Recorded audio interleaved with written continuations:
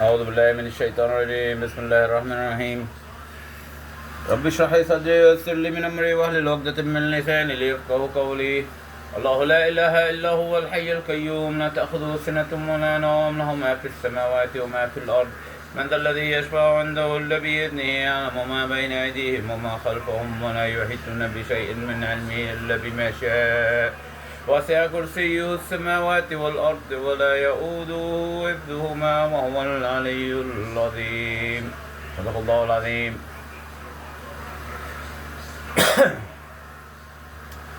So I'm talking in English, I'm kind of filling up my original channel. This is going to be on Reef Scientist. I call it Reef Scientist. That was my original channel because I was really getting into coral reefs because they have a lot of this stuff in it. A lot of these forms like this and like this, and it's just natural. So, and the reason why that is because this is a maximization function. It is. So this maximizes the surface area for a spherical domain. So like if this were just a sphere, they always say the sphere is the maximum surface area you can get, etc., for like almost any, because a sphere is more surface area than a cube, more surface area than like a pyramid. It's a sphere is like, it's, what is it? The highest surface area per volume. So you take the surface area divided into volume, or something like that. Surface area to volume ratio. But this right here is a higher surface area to volume ratio than a sphere, which that's really like interesting, very interesting, and very useful. Very useful. How? In the sense that you can use this form to build the capacitors, which make nuclear fusion work. This solution here, this right here, makes all of nuclear fusion work. They solved it with this, and I can say that because I never seen it, and that creates a huge problem for them in terms of getting patents. Because if somebody knows it, somebody knows how to do it, and they're alive, you can't actually patent it. It has to be new and unobvious, not obvious. It can't be obvious to any person. And I've made in other videos that the problem that happened in Japan, the tsunami that caused the nuclear plant to like explode, basically. So they had a nuclear plant meltdown, kind of like Chernobyl and all that. Some people believe that those kind of tsunamis are created by earthquake making devices underneath the ocean, and I believe that's possible because Japan is really strong with first invent thing. So in other words, in Japan, somebody could try to patent this, and another person could just take my papers or bring me or whatever and say, no, somebody already knew it, you can't have a patent on it. So first invent concept is very strong in Japan because they develop a lot of stuff. But anyway, it's always been my belief, but that that tsunami was created, and they tried to destroy Japan in order to as part of their attempts to try to steal fractal gear field theory. And what this video is really about, yeah, this solves all of nuclear fusion. I should tell you because I probably didn't say it on this channel. So I had a guy I was teaching, and I wanted to see how much he would learn. He almost never learned anything. He was always just trying to like steal the idea and stuff. So he came one day and told me, oh, you know that if you make electric wires out of this, like out of this form, a bunch of them connected in electric wire, or you have it like a molecular structure, so it's inside the molecules that form, he said you can carry more electricity and waste less.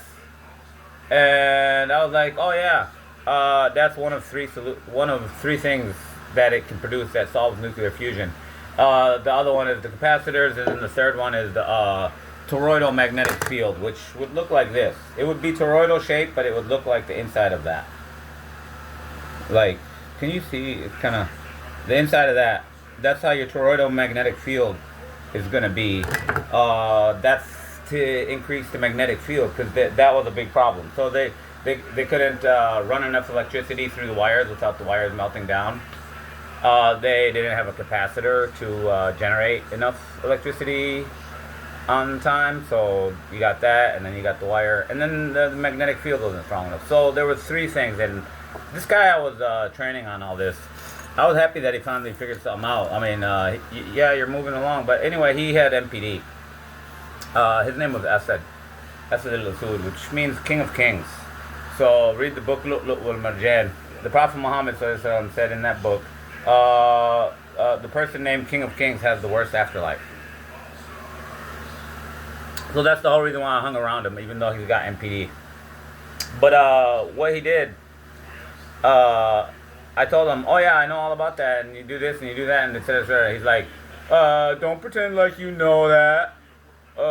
I'm the one who taught it to you. I'm like, no, I already knew that. I just wanted you to figure it out on your own so you could learn it right. And he kept arguing with me, saying that it's his invention, not my invention. So I had to pull out a paper that I wrote 15 years ago. I said, see, this page right here, page number 5 or 6 or whatever. It was a 20-page paper. It's on academia.edu. It says right there that it tells all about how to solve nuclear fusion, right there. But then he's like, oh, okay. And he felt embarrassed.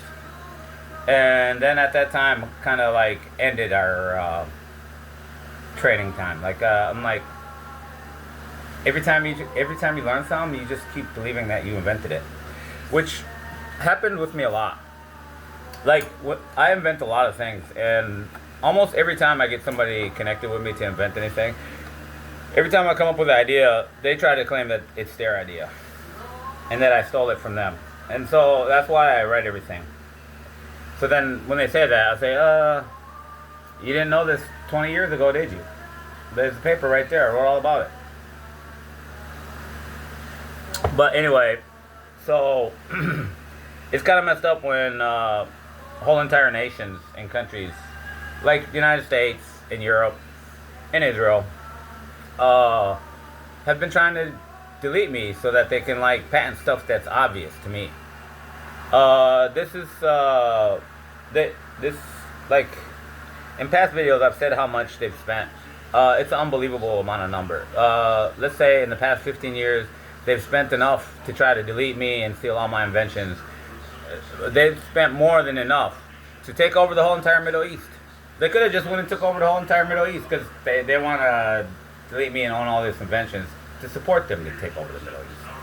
It's kind of weird. So they want to take it over and make it look like they didn't take it over by owning the inventions that benefit all the people in the Middle East. And so the whole world is looking at the United States and what they did to me and what they tried to do to me, along with Europe and Israel. And the whole world is just operating based on that. Like, because they have the technology. Everybody has it. Everybody knows it. Everybody's using it. And all they can think of is, how come this guy's an American and you guys never did nothing to support him, never did anything to support what he's doing, and you guys tried to kill him and steal it all. So it's kind of like the whole entire world is looking at America and Europe and Israel as, shut the fuck up. Don't talk to us about nothing. We don't believe in nothing what you guys are talking about. None of it. That's the whole world is looking at the United States like this. Why? Because how could this guy be a United States citizen, have done all this stuff, and you guys have done nothing to support his stuff and done everything to try to steal it? In other words, for example, nuclear fusion, let's say, was suppressed. They would have tried to suppress it because they want to charge you for energy. Nuclear fusion basically... So I solved nuclear fusion, basically, is what I'm trying to say. And the way they got it is they just recorded my phone conversations. When this student was talking to me, a month later they solved nuclear fusion. Because I talked about it on the phone. Like, oh, this is how you solve nuclear fusion. And then so they probably called up their scientists and said, "Hey, check this out. This might be how to solve this and how to solve that, how to solve that. Try it, check it." And they did, and then they solved nuclear fusion. And when they solved nuclear fusion, all the scientists involved and who know about it said this is the greatest and most valuable invention humanity has ever created.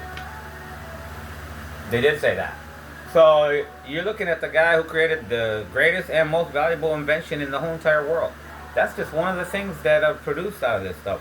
But I already know how they operate, so that's why I already knew they were going to do this from day one, to be honest. And the whole world is looking at that story and looking at my whole situation about how I knew they were going to do that. So basically the whole world is looking at America as racist people who want to do genocide. Like America and Israel and Europe. It's not just, the whole world isn't just looking at Israel like that. They're looking at America, Israel, and Europe. And then you have to watch some of my other videos where I talk about, this has something to do with my awakened empath abilities. And I talk about how Adolf Hitler is still alive. And he is probably the silent king of Israel right now. And he's probably living in Israel. And I asked the question. I have to ask it because I don't want to start a conspiracy theory. Is Netanyahu really Adolf Hitler? Because let's say he would be 125 years old right now. That's what he would be. And people are like, how could he live that long? What the hell? Well, watch my other videos where I tell you like 3 separate doctors keep telling me I'm going to live to be 300 to 1,000 years old naturally without any medication. I'm just naturally like that. So he could have been naturally like that. It's possible. But other than that, there's medication. But so if he's 125, he looks like he's 20 years old. So he could do some kind of nose surgery. Something on like my nose. It'd be kind of like goofy. I like pull these back and then push this nose in. And I look kind of different. Like it's just a few changes and you look different. But so he could be 25 years old. So it's my belief that Adolf Hitler is still alive. And why is that? That's easy to say because he didn't die in World War II. And if he died anywhere afterwards, because they all escaped. Everybody knows all the Nazis escaped. They started living in where? Somewhere in South America. And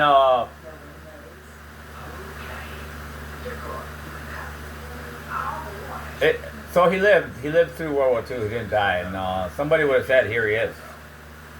Somebody would have said, this guy over here died. It's Hitler. We already know it's Hitler. We've seen him and all this and all that. Like they're not part of the Jewish people, or the Nazi people. I said Jewish people because the Nazis are actually Adolf Hitler was actually Israeli Jew. A lot of people don't even know that because we keep trying to. It's just kind of weird. Yeah, Adolf Hitler is a Nazi Jew,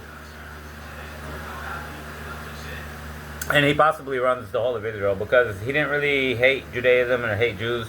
He just wanted to make Israeli Jews who do not believe in God or the Torah or Judaism anymore. Because he didn't believe in that. He wrote that in his Mein Kampf. And that's what Israel is right now.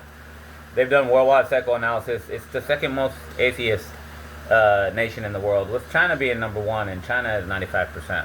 So that throws like a whole piece of crap all over the verse they keep quoting from the Bible. Like, oh, you have to defend the land of Israel because that's God's land. Anybody who knows history would know God never said that. Because the Israeli Jews never had a land. They never had a land. And we actually know that from the Quran even. We know that the angel of death has to ask all the prophets, are you ready to die? So the prophets can live forever if they want to. They can just keep telling the angel of death, no.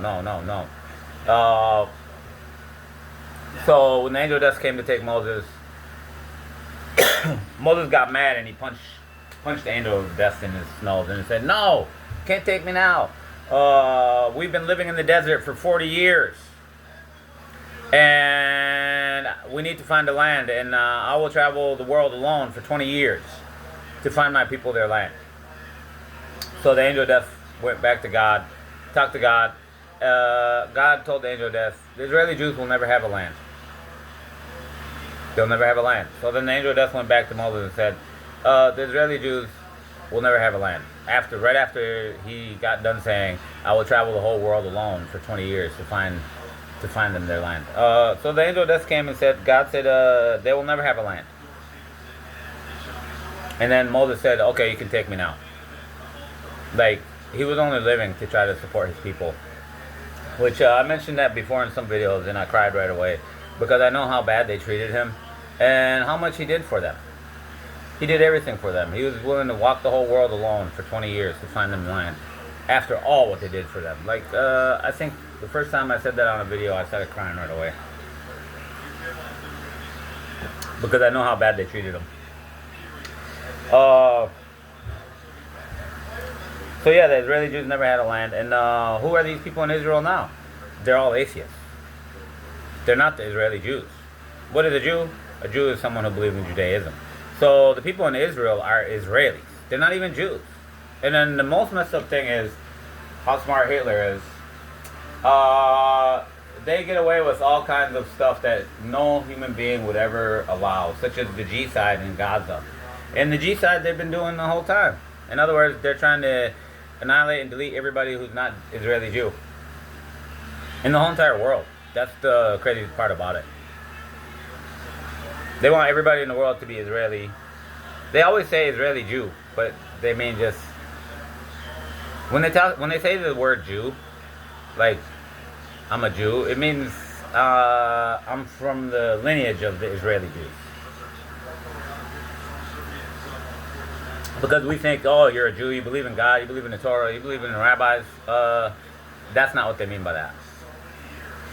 So there's worldwide psychoanalysis data that found out China is 95% atheist or more, and Israel is 70 to 85% atheist. So as the second most atheist nation. So that's like mind explosion. And anybody who would come to talk to me about Christianity, I could just quote that verse and say, your book's not written by God. I don't want to be a Christian because that book's not written by God. That's written by Paul. And you can watch another videos of mine. Paul is the one guy Jesus would never talk to, never associate with. And if you talk to Paul or you read what Paul wrote, Jesus would never talk to you or associate with you. Or any of your friends or family and stuff like that. It was messed up. What that means is if Jesus came to life right now, he would not talk to anybody who reads the Bible. Because the Bible, the whole entire Bible is pretty much written by Paul. And I tell everybody right away what we know about angels and how they talk to prophets. They tell the future. They know the future. They ask God. God tells them. And he said, Paul is going to convert your monotheism into paganism with three gods he calls the Trinity. And everybody who's supposedly your follower is going to end up going to hell forever and never getting out. So why? Because he broke the first commandment. And what that really impounds on the whole Christian religion is God did not die for your sin. Because there's a sin right there that you would get punished by it. So you think that Jesus is God. But if he came, he wouldn't talk to you. So he's punishing you for a sin. What sin is that? Reading the Bible, reading what Paul wrote. But anyway, they asked the AI. There's so much collapsing Christianity right now. It's just crazy. They asked the AI, was Jesus Christ really crucified? And this is the smartest AI ever. The most powerful, smartest AI ever. It has the most knowledge. They said, was Jesus really crucified? And the AI said, no, Jesus was not crucified. It said right away with the quickness. It didn't even take time to figure it out. Like, that's how obvious it is. But Christian people are living on something that's not even true. What does that mean about your afterlife? It means it's really bad. And then the AI actually told them, no, Jesus was not crucified. It was Judas. They crucified Judas. They thought he was Paul. And then when they published that online and everything, they published all the results of that. All the Muslim people who ever read that went and got a verse from the Quran where it says Jesus was not captured and killed.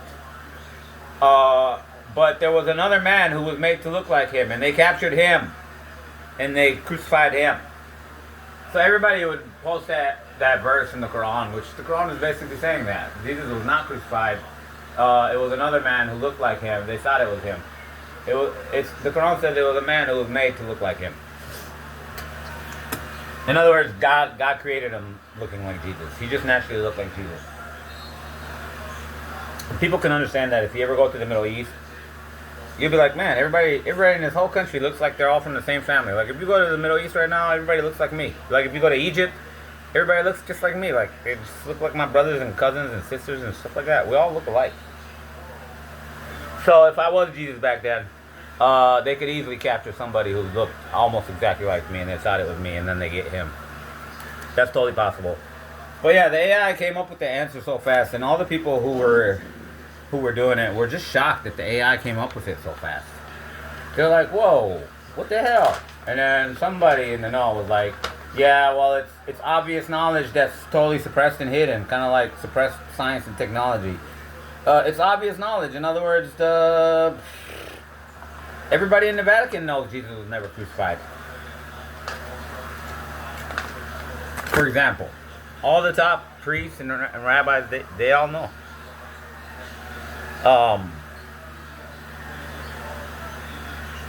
And anyway, Jesus was an Israeli Jew prophet. We know almost nothing about Jesus, but we know enough to figure out that Christianity is nope. Because Jesus was an Israeli Jew prophet. In other words, you have to be an Israeli Jew to follow him. So his mom said that. He said that as a baby. He talked. He talked as a baby. He said, I am an Israeli Jew prophet. I believe in the Torah and I follow Moses. And I follow the Torah, stuff like that. But yeah, everybody knew he was an Israeli Jew prophet. So that's kind of it's messed up to think how much Paul did to make everybody forget that. Like, in other words, nobody can follow an Israeli Jew prophet except an Israeli Jew. That's how their religion is. It's a tribal religion. It's always been like that. Because what? Because prophets before Muhammad, they used to always be just for a group of people.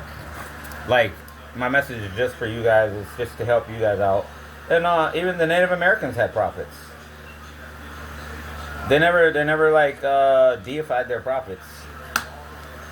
And there's a hadith about the Prophet Muhammad ﷺ, which goes really well with fractal gear field theory. I needed it really bad. I was looking for it because I had to tell everybody that everything is made from light.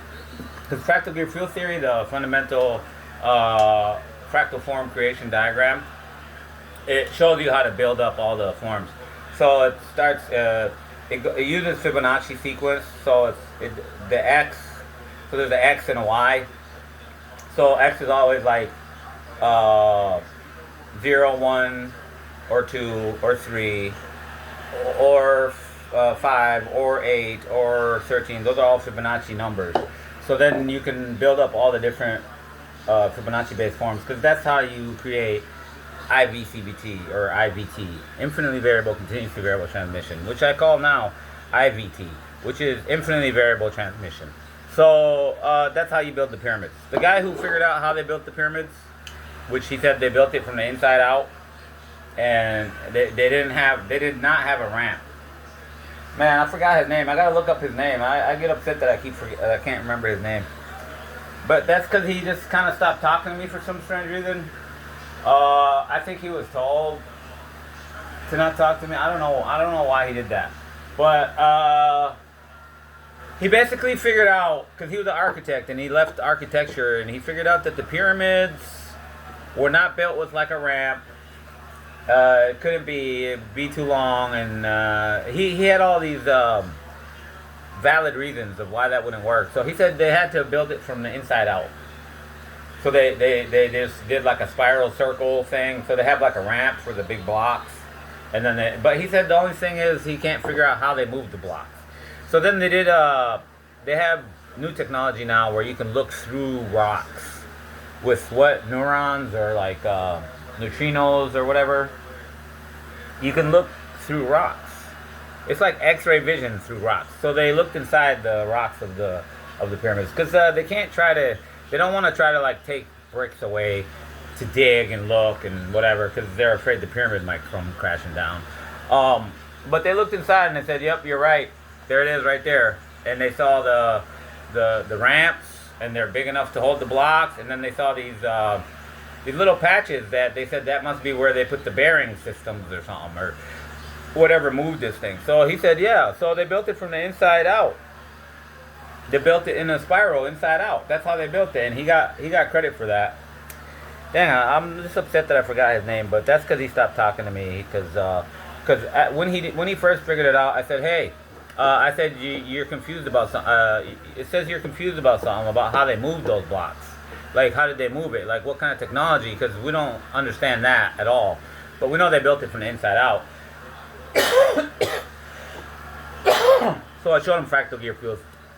I showed him fractal gear. I said, this is how they did it. And I even told him there's a cactus that has this exact shape. There's the Indian star tortoise that has this exact shape cell. When I say exact, I mean it's Fibonacci ratio, just like this. If you look at go look at the Indian star tortoise and then look at this and you'll see that it's the same exact thing. So I said they could have built molds with it, and he's like, I don't know anything about that. Nobody ever talked anything about that. That's not modern science that we know of. He said, if you can prove that it works, I believe you. I believe that that's how they did it. Because basically what he's saying, it all sounds good, but I don't know for sure that it works. So then I tried to talk to him. I said, I have prototypes. I can show you that it does work. It does work. I know that it works. I tested it. I did all the tests. And after I told him that, he just stopped talking to me completely. And I feel like that's kind of more suppression crap.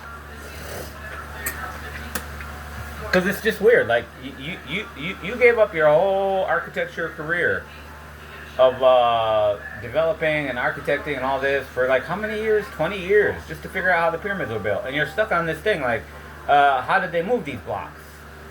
I said, here you go, right here.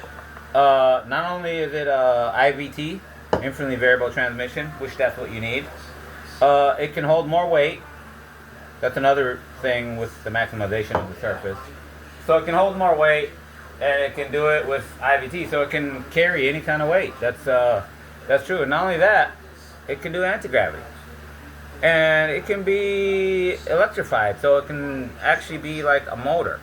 So you can electrify these things. We have a bunch of them close together. I should have more of these. I do. I have a bag of them right here. I was gonna give them to a guy. So you have more of them. So they kind of like are like this, and I don't know if people can really understand how this works. It's hard for a lot of people to understand.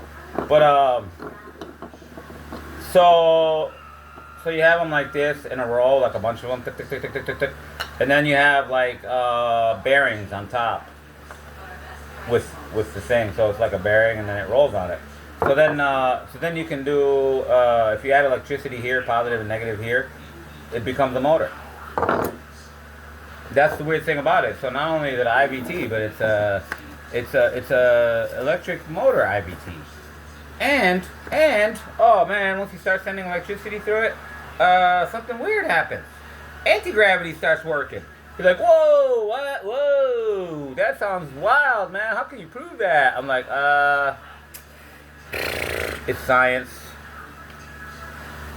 I've proven it theoretically and scientifically.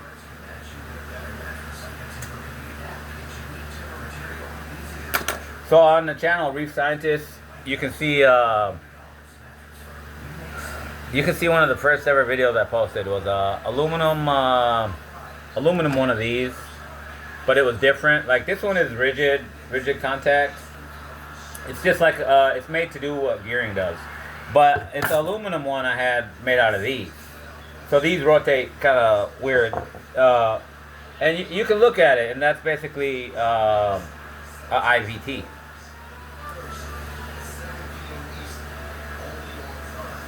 And so I wanted to show him that. I wanted to show him a lot of stuff, but he just, I feel like he got hit with suppression mess because part of the suppression is to not let people know that it's obvious to me so that they can try to plant it and own it.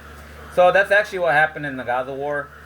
The Gaza war really, just kind of what I was going to talk about, my whole situation with my family, because the Gaza war started with an attempt on my life. So you hear the Israeli politician people, I heard them.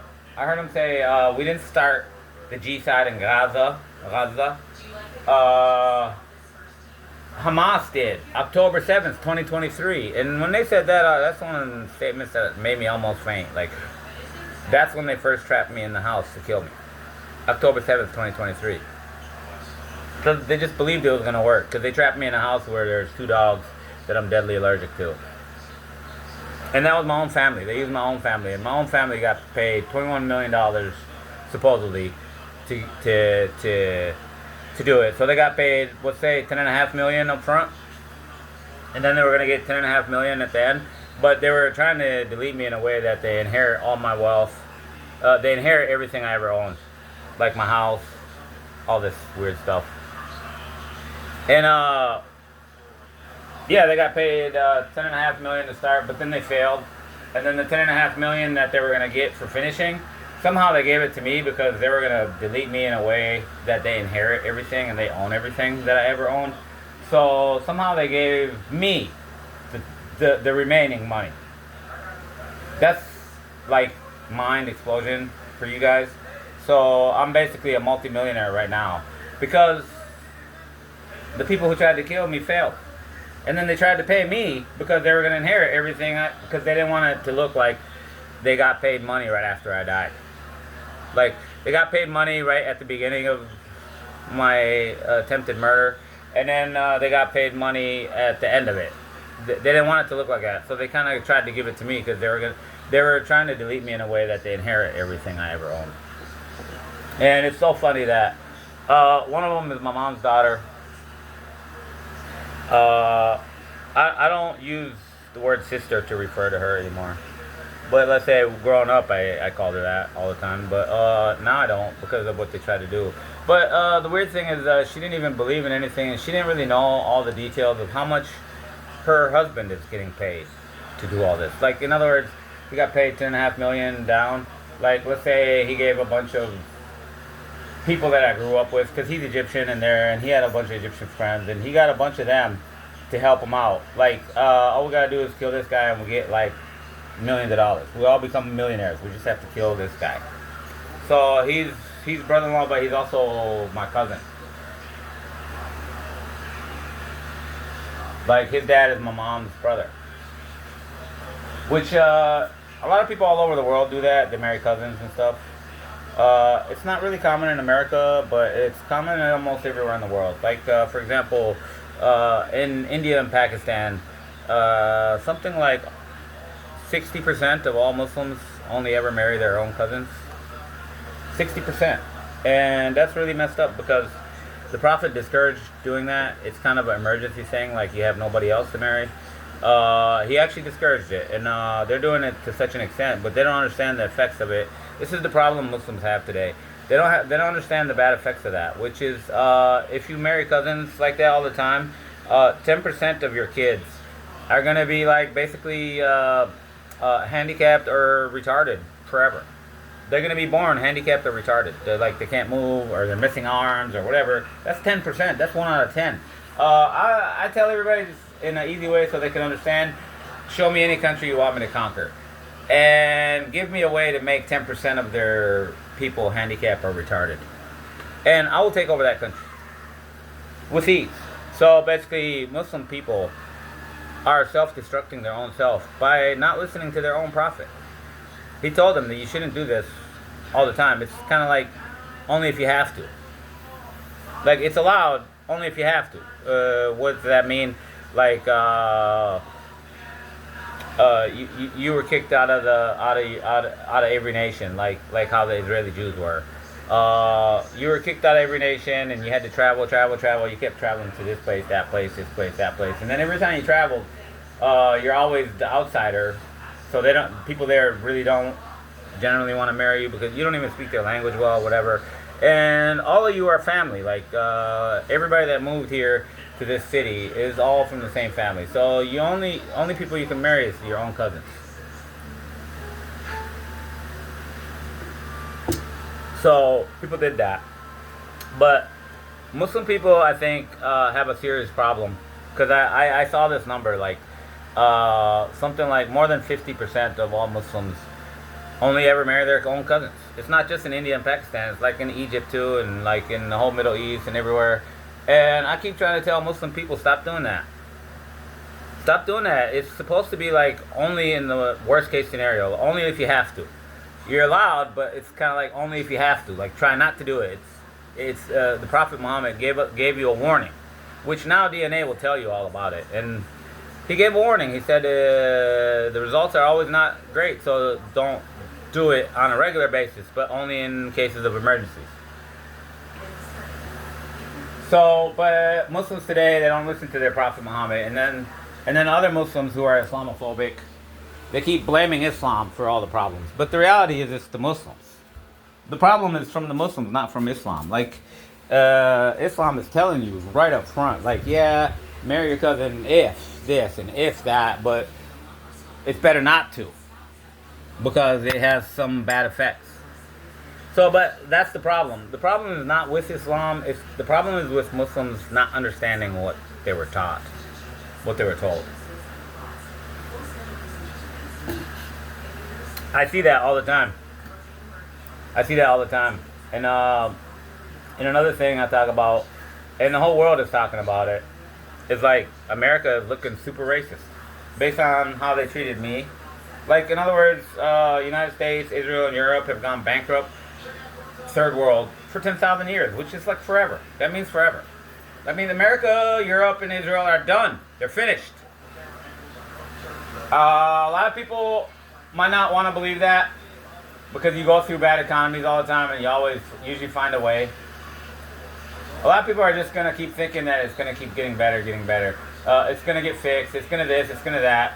But like 5, 6, 7, 8, 9, 10 years from now, when they look at it and like, man, we've been bankrupt, third world for 10 years already. What the hell? What is going on? And then everybody's going to be like, well, this guy Sharif has been telling us that we're bankrupt third world for 10,000 years. He's been saying that for a long time. Look, it's actually happening. What the hell? And then they're not going to start being part of history. And they're going to be like, how come he's the only one who knew? And then it's just going to be, for me, I hope that it would just be proof that God is real and angels are real. And that people pay attention and escape from ever going to hell and actually get to go to heaven and be living happy and living good. Because hell is horrible. Hell is horrible, and whoever goes to hell is just going to keep talking bad about God all the time. And what's ironic and ridiculously funny to me about that is that they're going to keep praying to God, who they don't like. They think He just created them to torture them. Like, everybody who goes to hell is just going to keep talking bad about God forever. But then they keep praying to God, but then God never listens to them, never hears them, never answers their prayers. And they only ever pray for one thing. Ever. Forever. They only ever pray for one thing. Please let us die. And then they go to the angels because they realize God doesn't listen to them. They're going to say to the angels, go ask God to let us die, because the suffering inside of this hell is nothing any living being can bear. This is what they say to the angels. Like, let us die because the suffering here is nothing any living being can bear. And so the angel of death keeps going to, or not the angel of death, the angel of the hellfire, one of the 19 angels. Because there's only 19 angels who remain alive forever, and they're the ones who guard hell. And so the angel is going to keep asking God, they want to die, can they die? They want to die, can they die? He keeps asking God for like 1,000 years. But this is how Allah, the God, treats people in hell. He treats them like they don't exist, and He doesn't want to hear anything they have to say. So, for 1,000 years, how many times has He asked? 1,000,000 times? 1,000,000,000 times? How many times per day? For example, He keeps asking, but God never answers. Until after 1,000 years, God will eventually say, there is no death there. And that surprises me right away because, like, all the angels inside of the heaven, most of them knew that there's no death in hell. And it's confusing to me that the angels inside of the hell don't know.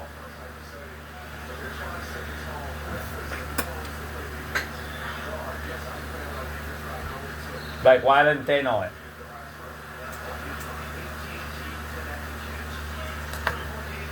And the Prophet Muhammad, he went to Mi'raj.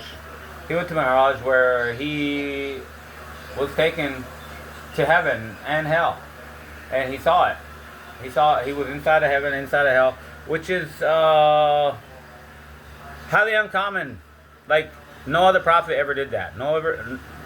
Nobody who is living actually got to go to heaven, except the Prophet Muhammad, and before him it was Satan. But he was Iblis. He was one of the best. He was one of the best before he became Satan. And why he became Satan, it'll change your understanding of that word for sure. Why he became Satan is he became mustakbir upon Adam and Eve and all of their children, which is us. Mustakbir means that what? NPD, narcissistic personality disorder. Like, I'm better than them. Because God said, I've created Adam, he's the best of all my creations. And when the angels, he told all the angels and everybody in heaven that, and when they heard it, they immediately bowed down to God, like in the direction of Adam, but they're bowing down to God. Because a lot of people get confused. They think that they bowed down to Adam. They didn't bow down to Adam. They bowed down to God in front of Adam. Like, so like you got a brand new awesome car, like you just won it, and like it's the best car ever. It's like the $1 million car. Like, whoa! And then you can pray to God, facing that car. You're like, thank you God, for this car. And it looks like you're praying to the car, but you're not praying to the car. You're praying to God for giving you the car. So that's what all the angels and everybody were bowing down. And God asked Satan, how come you didn't bow down with the angels? And then Satan responded in a narcissistic personality disorder way, which is, he said, God asked him, he said, Istakbarti ya Iblis? Or it could be a statement. It's not necessarily a question. It can be a question or a statement, or both, based on the grammar. Because if you say Istakbarti ya Iblis, that can be a question or a statement. So, Satan said no, because he knows if he said yes, he would instantly get thrown out of heaven right after saying that. If he said yes, I have developed a permanent sense of greatness, God would just throw him out of heaven right away. So, but he asked Iblis, the Satan. He asked him, Istakbarti ya Iblis, and then Satan said what? He said no. And then he said, but I'm not the one to bow down to him, because I'm made from fire and he's made from clay. Which is, what does that mean? Like, I'm not the one to bow down to him because I'm better than him. Which is what a narcissistic personality disorder person would say. And that's what istikbar means. Istikbar means, when God asked them, Istakbarti ya Iblis, istikbar means the permanent sense of greatness. Like, it's like, you think you're greater and better. So, but that's what NPD is. And then the way he responded to it when God asked him, have you developed NPD? Or Istakbarti ya Iblis? Which means you've developed NPD. And then he says no. That's why people interpret it as a question, because Satan immediately answered no. So it sounds like a question. And then he said no, but I'm not the one to bow down to him, because I'm made from fire and he's made from clay, which basically means no, I didn't develop NPD, but I'm not the one. I'm better than him. I'm not the one to bow down to him because I'm better than him. Which is exactly what somebody with NPD would say. That's like the perfect definition of NPD. So I tell people all the time, the whole Genesis story of how Satan came to be and how Adam and Eve were kicked out of heaven was a story about narcissistic personality disorder. And it's so messed up that we live in a world right now where it's pound narcissist, pound narcissistic, pound narcissistic abuse recovery, pound narcissistic awareness, pound narcissistic recovery, all these things, because everybody who goes through it is like going through hell, because a human NPD person is basically a human Satan. And if you ever been around one of them, it damages your life a lot, and it hurts your life and hurts your psyche about the whole world and about everyone. That's the reality, man. That's the real reality, peoples. That Satan and all the demons all got NPD. They all have NPD, and then you gotta think there's humans that worship these pieces of garbage. So when I talk about Satan, I have to say, you have to say, "A'udhu billahi minash shaitanir rajeem." I seek refuge in God from Satan, the rejected one. Because speak of the devil is a real thing. Like, if you talk about the devil, he appears right away. If you talk good or bad about the devil, he appears right away and listens, because he's got NPD. He likes that you're talking about him. And then he moves at the speed of light. So everybody talking about the devil right now in the whole entire world at the same time is like if like a million people are watching this video all the time and I'm talking about the devil, and none of you said I seek refuge in God from Satan, the rejected one, he's going to be in all your houses simultaneously. He's not limited to just being in one house. It's kind of how the angels work and how the angel of death operates. So I could tell people the angel of death used to come and visit me as a small kid for 8 hours a day. And he'd be like in the window just staring at me. And I could never see his face. He had a mask like this, and then he had a hood covered on. And then he had black. He wore all black, and it looked like black, not from Earth. It didn't look like some kind of Earth fabric. But you could tell it was black. And he had black wings. But the angel of death could be at my house 8 hours, and then he could be taking lives in 70,000 different universes simultaneously. Like, we have to talk to scholarly people and understand how that works. Or maybe I have to try to explain it somehow, how it might work, but I wouldn't be trying to guess. But because the angel of death hung out with one of the prophets. Who was it? I think it was Idris. Prophet Idris. What's his name in the Bible? Enoch, I think. I can't remember. His name in the Bible is slightly different. But he started hanging out with this prophet, because this prophet was so righteous and everything. And then eventually he told, after some time, he told him I'm an angel, and he said I'm the angel of death. And then the prophet was confused. He was like, "How are you hanging out with me all this time? Haven't people died all over? Well, how do you take care of that?" And then the angel of death said to him right away, he said, "Yeah, I can be in multiple places simultaneously. I can take care of all those, like the whole time we've been hanging out, I took a bunch of lives in all different universes at the same time. Simultaneously. So like if I say the angel of death is at my house for 8 hours, I was too young to understand it, but as I get older, I think about it. I'm like, how could he do that if that's the angel of death? Wasn't there people dying? And I'm glad that a prophet went through it. So then now I understand it. That they can multitask. They're more powerful than a supercomputer. Like a supercomputer, a super quantum computer can talk to every human being alive today simultaneously.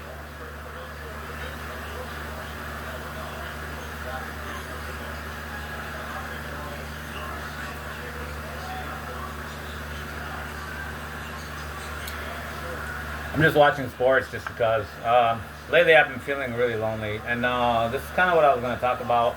I don't want to keep talking about it all the time because it sounds like he's having problems with his family because of what happened and all that stuff. But like what I talk about, like for example, is like I know that one, two, three people out of my 5-person direct family were actually involved in trying to do Kala on me. In other words, character and life assassination. I know 3 out of the 5 were, but all the evidence is pointing to what? It's pointing to all 5 of them. And more evidence than that is it looks like all 5 from my direct family have NPD, narcissistic personality disorder. So they're all shayateen. And but if that's true, to be honest, like as much as I know about psychology, you can ask the psychologist this. Anybody can go ask the psychologist anytime. Say this guy has 5 people in his family, and he says all 5 of them have NPD. The psychologist is gonna be like, "Really? Oh, we have to meet him. We have to write a book about this. This is once in history. This is not likely at all. It's totally against all odds. It should never happen."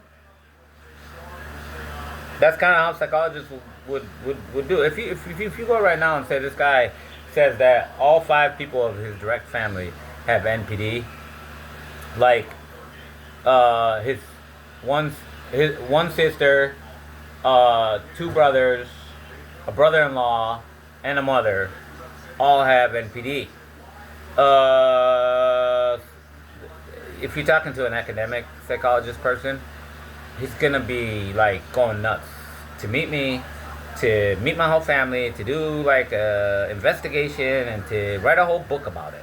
Like, this guy is the only one in all of history that we ever seen, and we thought this could never happen. Everybody in his immediate family has NPD. Whoa, what? Whoa, that's what it looks like. And I know enough about psychology to say that without it being just some stupid speculation. And for people who have faith, who understand what that means, like everybody in my direct family is a human Satan. Because if you're MPD, you're a human Satan. And then two of them, which is my mom's daughter and her husband, the angels revealed something to me. Like at the time they were trying to like delete me and kill me, and then I escaped. I had just escaped, and the angels revealed something to me. They said they are in the hellfire with Pharaoh Ramses, the one who fought Moses. And see, angels tell you only enough as you need to know, because they know what you know already, and they know that I know that that's the worst of all hell. Like, he is the worst of all creations that have ever existed in the eyes of God. That's the Pharaoh Ramses who fought Moses. He is the worst of all creations. And then the angels tell me.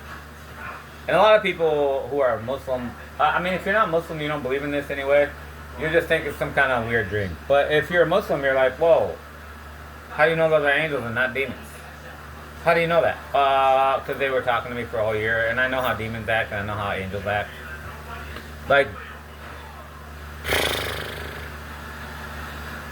demons can't ever keep a story. They'll tell you something, and then they'll come and tell you something different later on. They can't ever keep a story. They can't stop lying. They can't stop lying, and they can't ever believe anything. And but angels are different. They never lie. They always tell the truth, and they never change the story. And that's a way to understand, as if you're a Muslim faithful person, that's a way to understand if your dream is true or not. An easy way to understand it, that it's true, that you should get investigation into this. Like, I know a lot of people are just going to be like, oh, that's mental disorder, that's this, that's that. Yeah, there's people that have these kind of things that are mentally disordered, it's from demons. So those aren't angels, those are demons. Everybody who's mentally disordered and they hear voices, they're just hearing alien beings messing with them, to be honest. So the angels told me that Rahab and Amr are in the hellfire with Pharaoh, which is the worst of all hells. And all I can say, because these are people who I considered family, and I did everything I could to help them understand and do right, and they just didn't learn anything, and they went to the worst possible place in hell, which is messed up to be close to me and like that. And then from a religious point of view, Why would God make everybody in my family have NPD? Why would God make my whole entire family shayateen, Satan? Because if you have NPD, you're a human Satan. Uh, that's actually easy to explain. Like, why did God make Abraham's father, Prophet Abraham's father, the one who sold all the idols, and then he wanted to kill his own son? He said, if you talk bad about these idols to anybody, I will kill you myself.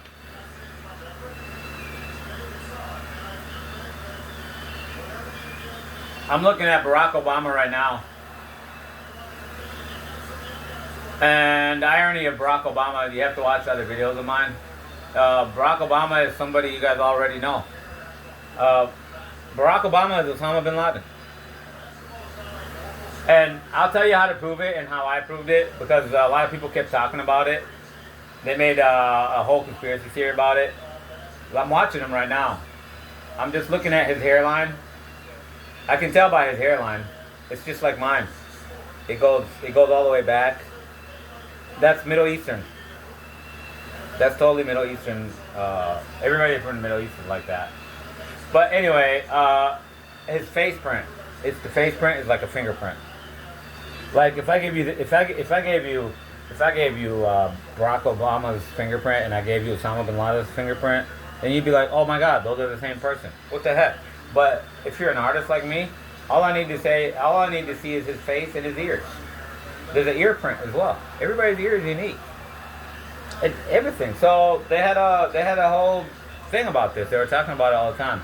That's why Donald Trump used to keep saying Barack Obama's not American. He's not really American. We want to see his citizenship, his birth certificate, this and that. But what President Trump was really trying to say is Osama bin Laden is the president of America. What the hell? How is this even possible? And that's kind of like a mind explosion to people if you watch how he talks. You just watch how he talks. You're like, how could that be Osama bin Laden? He talks just like an American, etc., etc. I tell people all the time, like, that's common for Arabic people. Like, I got that a lot. When I first came to America within a month, everybody was confused. How come you speak English so well and you don't even have an accent? You've only been here a month. What the hell? I'm like, now I can say every Arabic person is like that. And then the Obama, the Bin Laden family, I can't even say their names right. The Bin Laden family, all were raised in like strong American culture, and they went to colleges all over the United States. So the whole family knows English really well. But anyway, yeah, the way I figured out the whole conspiracy theory is totally true is from the face print and the earring prints, and then they had videos of Osama bin Laden taking his hat off, so you can see the hairline. So there's the hairline, there's the eyes, there's the ears, there's the nose, there's the lines here. Like when you look at somebody, it's you can know who it is right away because of the face print. Every face print is unique. So I was watching these people talking about Barack Obama is actually Osama bin Laden. And I was watching it and I was like, what is this crazy conspiracy theory? What the heck? And they were like, here's the proof. Here's his face print. And so I'm an artist and I used to draw like Walt Disney stuff since I was second grade, third grade. Really good. They put me in a special art school. So when they said here's Obama's face and he took his turban off and here's his hairline and everything, look. And I'm like, man, what kind of stupid evidence you guys got? Oh my God, they are the same person. Oh, they are. So Barack Obama, B.O., is actually O.B. And that's like something people who do devil worship type stuff are into all the time. Like forward and reversing words. So B.O. is O.B. And then the phrase he used to become president, yes we can, that came from the people who hired him to establish the false flag wars in Iraq and Afghanistan and Iraq, and they wanted to blame it on Osama bin Laden and all that. Anyway, they told him, you did a good job for us. You helped us do this and do that. When we did this and we did that, we're going to give you a bonus. What do you want? And he said, make me president of America. And then they were like, oh, we can't do that. And then what was his response? Yes, we can. So then he made it his slogan to become the president. Yes, we can. Yes, we can. Yes, we. And everybody's like, oh yeah, us blacks. Yes, we can be president. Yeah, this and that. Well, he's not a black man. He's actually a Middle Eastern man. But Middle Eastern from Saudi Arabia, which is black. They're black. Like, that's the weird thing. If you go to Saudi Arabia, you see people from Saudi Arabia. When I was in Egypt, I seen them all the time. And I was like, he's from Saudi Arabia? Why does he look African? Like, even my own grandfather was a black man from African black man from Saudi Arabia. But if you ever saw him, you'd think he's African right away. Like, even Egyptian people get confused by it. I could just show them the picture. That's my grandpa, and they're like, "Oh yeah, he's from Africa. Your grandpa came from Africa." I'm like, "No, he's from Saudi Arabia." They're like, "Oh, okay. Oh yeah, there's a lot of black people in Saudi Arabia." Like that. And part of the whole brain eraser thing, which I talked about to a lot of people, the thing that hurt me the most, and that proved that something's been done to my brain to erase my brain. Because I am Satoshi Nakamoto, and they tried to erase my brain to try to kill cryptocurrency in 2011. So they erased 60 years of memory. And why would my grandpa, his image totally disappear? Because I was like this with him, and I used to think about him all the time. And even till now, I read Fatiha for him like almost every day. That's how close we were, like this. He was my first ever human best friend. And I was with him all the time. He drove a taxi, and I was like in his cab with him all the time. And he took me to the masjid, Mexala, and everything. And he made me a famous Qari even before I could talk. And then everybody in Egypt, all the old time Qari people, they all know me. They have to be like 60 or older, like 70 years old, because I'm 51. So you have to think they saw this like 45, 46 years ago. So 46 plus 20 is what, 66? And it's kind of weird that, like, I see, like, really popular Islamic scholars. Like, for example, Mufti Mink and other people from the Middle East. And I notice how they try to correct stuff that I say. They're, like, watching me. Because they remember me from being a little kid. They're watching me. And so, like, I was making a mistake in one of the verses of Quran, which I recite. And some of the scholars started making in their videos, because they make regular videos online. They started making in their videos like, hey, you gotta correct this, you gotta correct that. And I'm like, I think he's talking to me. I think he's watching my stuff. He knows me, he remembers me. Because for some reason they remember me, because I'm the kind of person, I have a strange look that has never changed. So I look the same when I was 2 years old as I do now. If you ever see a picture of me, you'll be like, dang, that 2-year-old looks like an adult. Sharif, what the heck? So that's even how, the only way I know about it is like, I went to Egypt to get married at age 35, something like that. And the lady we went to go buy like a ring for her, and from a jewelry selling guy. And she kept insulting me over there, and the jewelry selling guy was like, he was getting mad. And he looked like he was about to cry, and I thought it was really weird. And so he basically told her, don't say that about him like that. He said, Huwa Kinza Alami. He is a worldwide treasure. And later on I said, you sell really good. You told her that I'm a worldwide treasure. She shouldn't say that to me, etc., etc. You're a good salesperson. And he's like, no, I'm not. That's not what I was doing. He's like, don't you know who you are? Don't you know what you did? You don't remember when you were a kid? I was like, no, what? And then he started telling me all about it. Like, he said, you memorized half of the Quran with Qira'ah before you could even talk. Before you knew how to talk.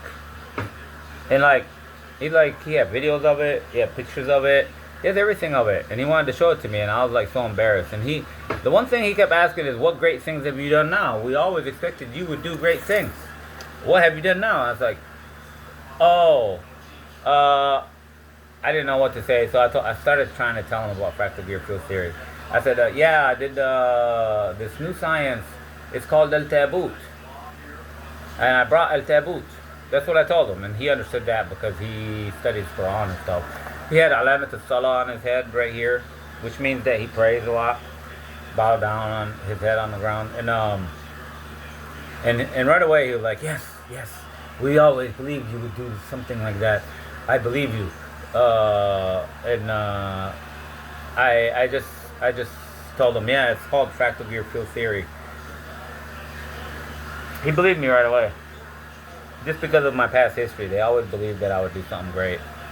Which is like almost everybody who ever knew me for real. They believe that. Like, it's sad to say, like, almost like I'm an Egyptian immigrant to the United States.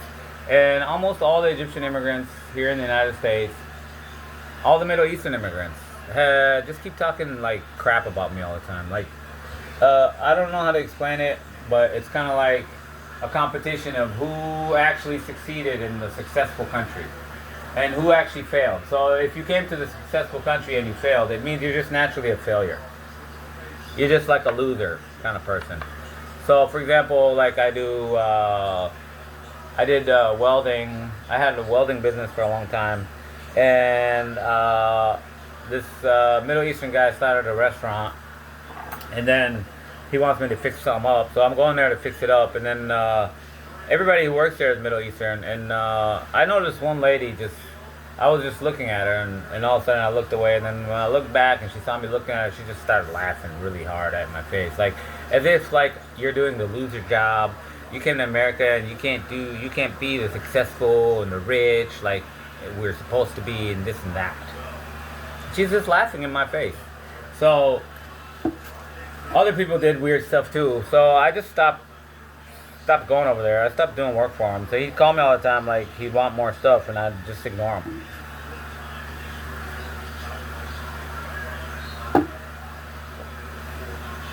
The person who's laughing at me doesn't know that my salary, my payment for what I do, is more high than a doctor's salary.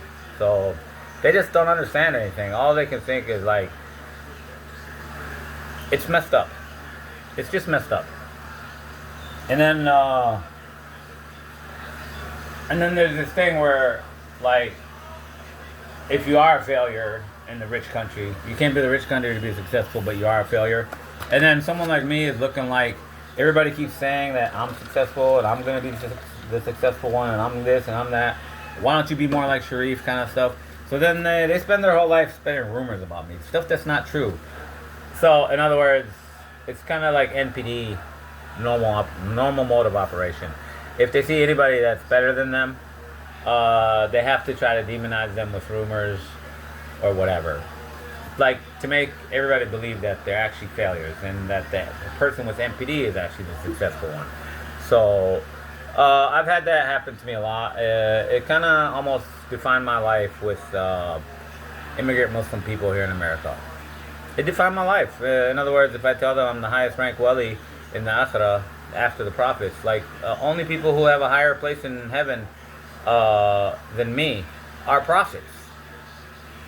I'm talking about, you could talk about Abu Bakr Siddiq, Umar al-Anhu, and you could talk about all these people. They weren't prophets. And my place in Jannah is higher than those people.